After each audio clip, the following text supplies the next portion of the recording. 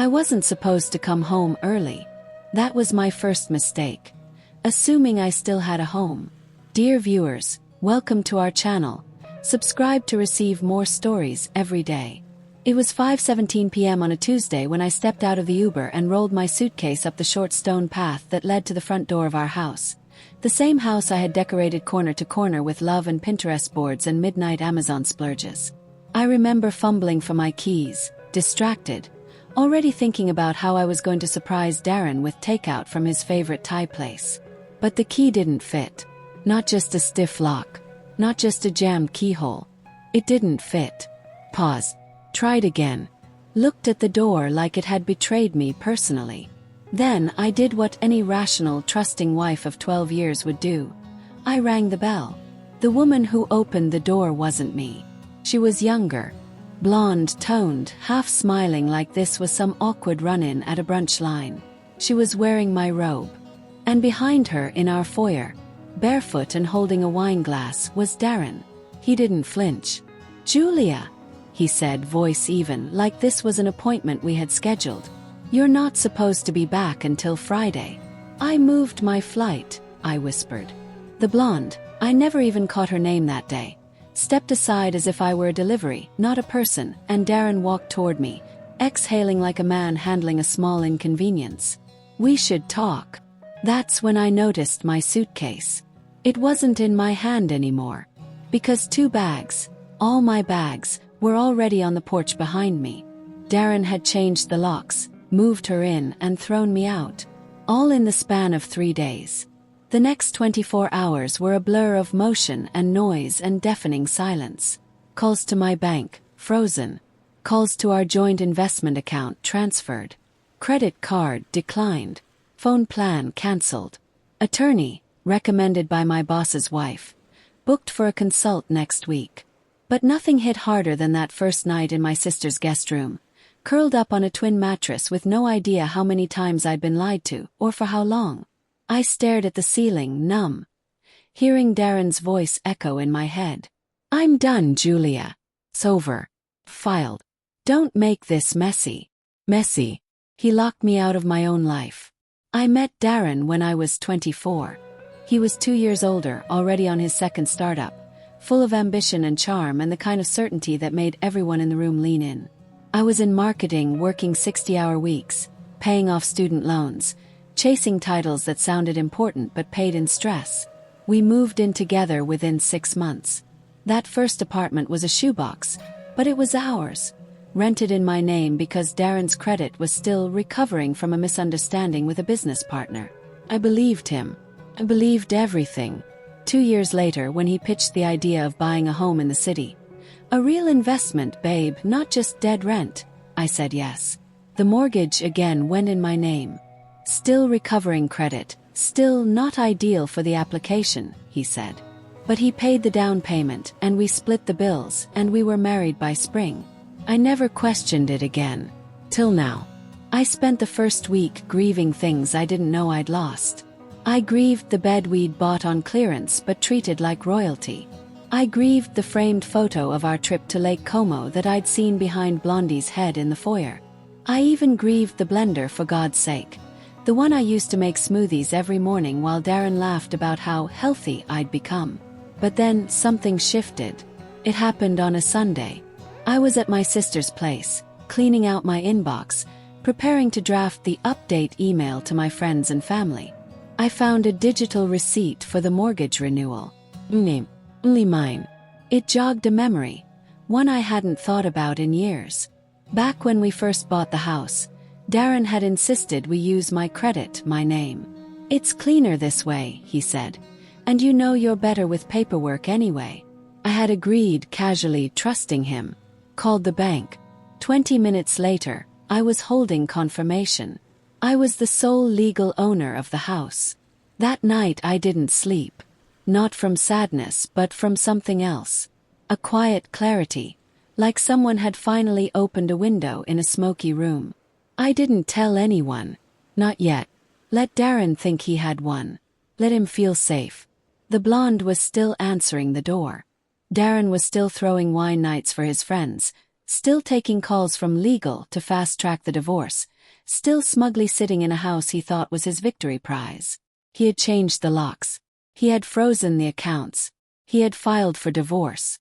But he had forgotten the one big detail: the name on the lease. 2 weeks later, I met with a new lawyer. Not the one from my boss's wife. That one was polite. Polish. No, I wanted someone with fire. Someone who looked at me not with pity, but with purpose. Her name was Imani Cross. A woman who had once torn through a Fortune 500 CEO in family court and walked out with her client owning half the man's vineyard. I told her everything. She didn't flinch. He smirked. "You're not evicted, Julia. You're the landlord."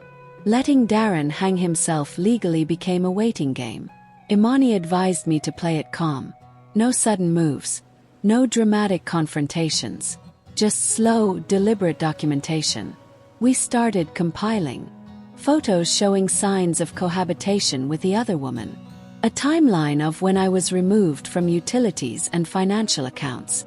Darren's communications, emails and texts that implied ownership or eviction.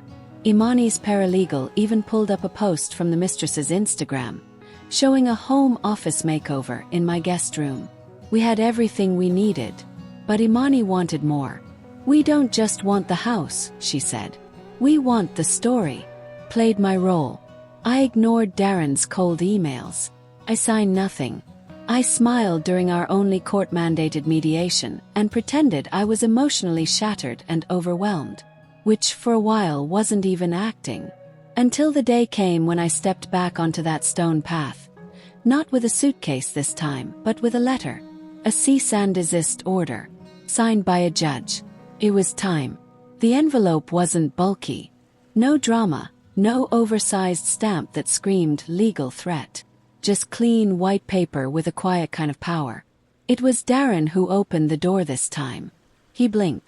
The wine glass in his hand didn't move, but I saw his fingers tense around it.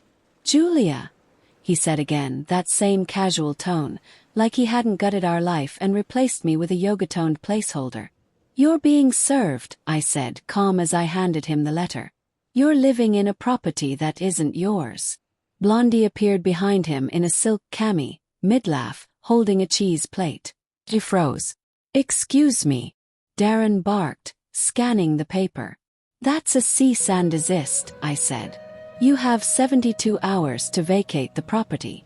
Or you can go to court and argue with the judge why you think you're entitled to live in a home that I own." Then I turned around and walked away. Heels clicking on the stone path like a war drum. Imani had orchestrated it like a stage play. Let Darren feel secure. Let him get comfortable, arrogant, and strike. And strike we did. The house was in my name. Sole ownership. The mortgage, the insurance, even the property tax records, all listed me. I hadn't just been kicked out of my home. I had been illegally evicted from my own property.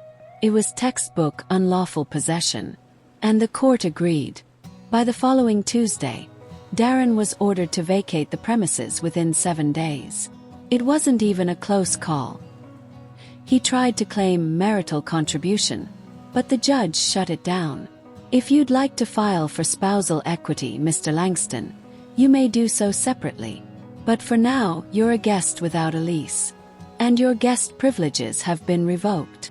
The look on Darren's face could have sold tickets. I moved back in on a Wednesday.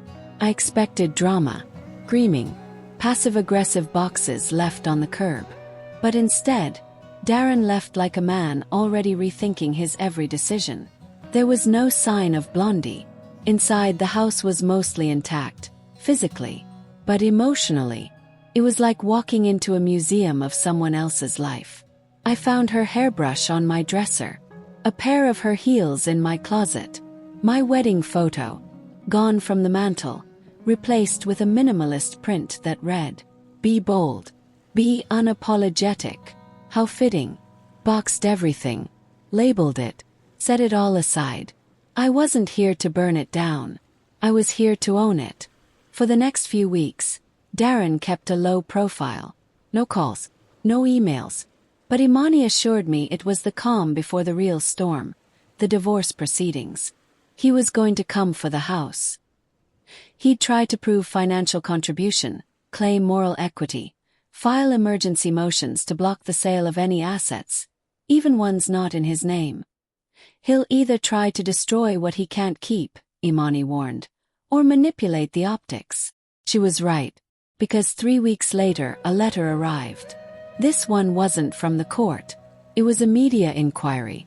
Someone, likely Darren, had leaked our divorce to a local blog that covered high-profile family law cases. The headline was clever. Power couple crumbles.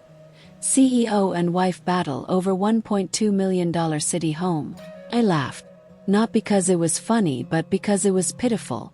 He wanted to spin the narrative. Paint me as the bitter, scorned wife kicking him out after years of emotional disconnection. The blog even quoted an anonymous source claiming I'd neglected the marriage for work. I didn't respond. Imani, however, responded with a cease and desist to the blog, then filed for a protective order limiting public disclosures during the divorce. We weren't just playing defense anymore. Then came the mistake. Darren filed a motion claiming rightful access to shared property, including a safe located in the home office closet. It was a small, gray metal thing we used to keep backup drives, old tax records, and emergency cash. In the motion, Darren described its location in detail and said it contained sensitive business materials. He requested temporary access. What he didn't know was that during his stay, Blondie had reorganized the office and moved the safe. He'd filed under oath.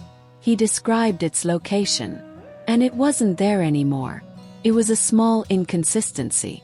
But Imani pounced on it like a shark scenting blood. She filed a counter-motion suggesting that Darren had been dishonest under oath, and possibly fabricated information to sway the court. It wasn't a huge legal blow, but it cracked his credibility. And from there he started unraveling. Emails started coming. "We don't have to do this through lawyers, Julia. Let's be adults. We shared a life. You're acting vindictive. That's not who you are." I didn't respond, because I was too busy gathering. Remember that 401k I thought he froze? Turns out I had my own retirement account Darren didn't know about. And it was still intact, because I'd rolled it over to a solo fund years ago when I left my agency job. Quiet. Touch. Worth $94,000. We didn't have a prenup, which meant I was entitled to half of Darren's income during the marriage, and none of my independent assets were touchable. Imani was methodical. She filed discovery requests, asset checks, even subpoenaed a joint tax return Darren had accidentally omitted. And that's when it hit me. Darren wasn't rich. His startup was hemorrhaging money. The image he portrayed, the confident tailored suit CEO with a skyline office and a fast-rising company, was smoke and mirrors. He'd sunk our savings into that business. The lavish wine nights, the designer shoes on Blondie's feet, the furniture he bought after throwing me out, all on credit. Worse, he'd funneled marital funds into the company after we separated. Imani went still when she saw the records. "That's financial misconduct," she said. "We can nail him for that." Court came next. We walked in like warriors. Me in a charcoal suit, Imani with her binder of receipts, screenshots, and timelines. Darren looked smaller than I remembered. Grayer. Like the weight of every lie was finally pressing down on him. His lawyer tried to paint me as vindictive. But then Imani presented the mortgage, the title, the payment history, and the Instagram post showing Blondie redecorating my home while I was locked out. She didn't even raise her voice. Just let the facts settle like dust on an empty courtroom. And then, just as the judge was preparing to close for recess, Imani dropped a final exhibit. The unsigned equity agreement from Darren's startup. It listed me as founding support, with a conditional clause Darren never officially removed. "Your Honor," Imani said smoothly, "we'd like to formally request the court recognize my client's claim to deferred compensation based on her material support in the formation of Mr. Langston's business. And if necessary, we're prepared to file a separate civil suit." Darren's jaw actually dropped. We walked out in silence. That night, I sat in my reclaimed living room, wrapped in a throw blanket that still smelled faintly of lavender and firewood. I watched the city lights flicker through the window, wine glass in hand, and breathed. Not in victory, not in vengeance, but in something quieter, stronger, return. And yet, I knew something else was coming, something bigger, because I hadn't told anyone, not even Imani, about the envelope I'd found tucked inside the safe the night I moved back in. An envelope with Darren's name on it. Mine. I kept the envelope hidden for weeks, tucked deep inside the desk drawer I'd reclaimed from Darren's clutter, right beneath the first lease agreement I ever signed for this house. The handwriting on the front of the envelope was familiar. Neat, deliberate, the way he always wrote when he wanted something to feel permanent. It was sealed, unopened. A part of me wanted to burn it, to tear it to pieces and let whatever was inside die with everything else we had destroyed between us. But I didn't. Not yet. I let it sit there while the divorce proceedings dragged on, while Darren's financial misconduct claim was investigated, while the startup he worshipped began to crumble under its own weight. Clients pulling out, investors ghosting, one of his co-founders testifying that Darren had been using marital funds as a temporary bridge loan without disclosure. Waited. Because the moment I opened that envelope, I knew everything would change.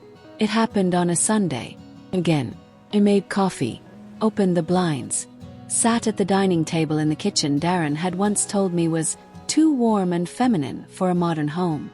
Then I opened the envelope. Inside was a single page, folded cleanly in thirds. A copy of something I had forgotten even existed. Promissory note, signed 5 years earlier. Darren's signature on the bottom. Blink. Read it again. It was a legal document, one we had drawn up informally years ago, when I had lent Darren $120,000 from my personal inheritance to launch his second startup. I had insisted on signing something. Just in case, I had said. He laughed at me back then, said it was cute, said I was being too corporate. But he signed, and that piece of paper had never been voided, never repaid, never even mentioned in court. I called Imani that afternoon. She didn't speak for a solid 10 seconds after reading the document. "This changes everything," she said. Because that promissory note meant Darren had personal debt to me. Debt acquired during the marriage, using separate property. Which meant I wasn't just his ex-wife. I was his creditor. And creditors get paid before ex-spouses. We filed a civil claim immediately. Now Darren's world, already cracking, split down the middle. He wasn't just fighting for scraps in a divorce. He was facing a formal debt collection process on top of it. Imani moved swiftly, filing a lien against the equity in his startup, freezing any payouts he might receive from potential liquidation or investor buyout. In short, if his company sold, I'd be the first one paid. And the best part, we did it all legally, quietly, cleanly. Every step backed by signatures and facts Darren had given us himself. Then came the deposition. Darren sat across from us at the long mahogany conference table, shoulders slumped, a shell of the man who once strutted through this process like he was conducting an orchestra. His lawyer tried to settle, offered small concessions, partial asset divisions. "Let's be reasonable," they kept saying. But it was too late. Because Darren had stopped being reasonable the moment he changed the locks on a house he didn't own. Still, one thing kept nagging at me. Not anger, not vengeance. It was the question, why? Why throw everything away? Why humiliate me like that? Why do it all so publicly? I got the answer weeks later in the most unexpected way. Voicemail. "Julia. It's me." Darren's voice cracked. "I messed up. I just thought if I left first I could control it. The narrative. A shame. You were always better than me and I think I don't know. I saw the way people looked at you. Like they respected you. I didn't want to be the husband of the successful one anymore. I wanted to win something for once." There was a long pause. "I lost everything, didn't I?" He hung up. He had lost everything. But not because I took it from him. Because he handed it over. piece by piece, trying to hurt me. And I simply gave it back as paperwork. 3 months later, the divorce was finalized. Kept the house. The judge ruled Darren was entitled to none of it, thanks to the sole ownership, the evidence of misconduct, and the promissory note that now stood as a reminder of every lie he'd sworn under oath. The judge even included a court-ordered repayment plan for the $120,000 Darren owed, plus interest. The final numbers. He owed me $167,000. And got nothing. The house felt different now. Not haunted. Not hollow. But claimed. I repainted the walls in the kitchen Darren once mocked. Put my art back up. Adopted a rescue dog named Scout, who insisted on sleeping across my feet when I worked late into the night. I didn't throw a party. I didn't celebrate. Because winning back your life isn't about noise. It's about the quiet peace that comes from knowing the locks are yours. Keys are yours. The name on the lease isn't just ink on paper. It's a signature of survival. 6 months later, a letter arrived. From Darren's former startup. Apparently, during the financial unraveling, the company had been acquired, silently, cheaply, by a corporate holding group. Part of the deal included compensation to all listed claimants with active financial liens, which meant, check, made out to me, $494,000. I didn't cry. I didn't scream. I just sat there in the living room I rebuilt with my own 2 hands, Scout asleep at my side, and let myself feel the full weight of what I'd done. I hadn't just survived Darren. I had outmaneuvered him. And in the end, the woman he tried to erase was the one who held the deed to his downfall. Dear viewers, thank you for watching. If you like this story, please subscribe to our channel to receive more stories every day.